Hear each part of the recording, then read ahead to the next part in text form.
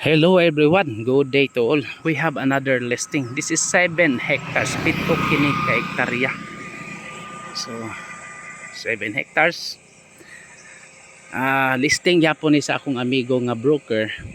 I forgot the price pero sige lang guys kay murag mamaor man siguro niya tong ilaha nga kuan pero sige lang kay ato lang ni final.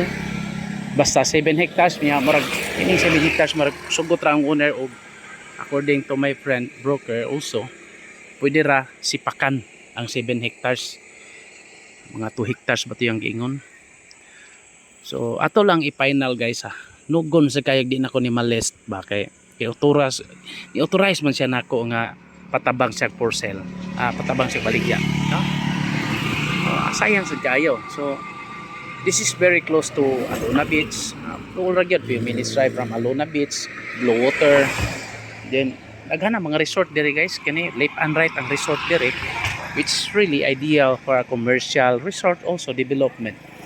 Then just walking to the white sand beaches dire sa tubangan raman ni sa mga kani nga side nga ribita kuan mo gud duol ra magog mga resort ito restaurant.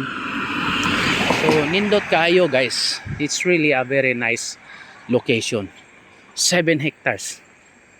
So nindot kayo, 7 ka hektarya kung buhaton nimo nga resort, perteng hayayan nindot kayo. Final lang ta sa pricing. So all are flat terrain, patag ra siya.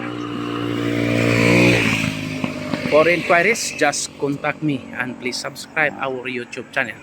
We will process land titles, condominium titles, and many more. Appraiser, natay mga partners. So, ano siya guys.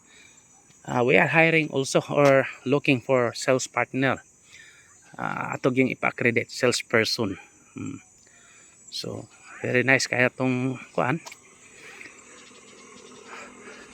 Location dire guys, dako kay frontage. Wide ang frontage niya.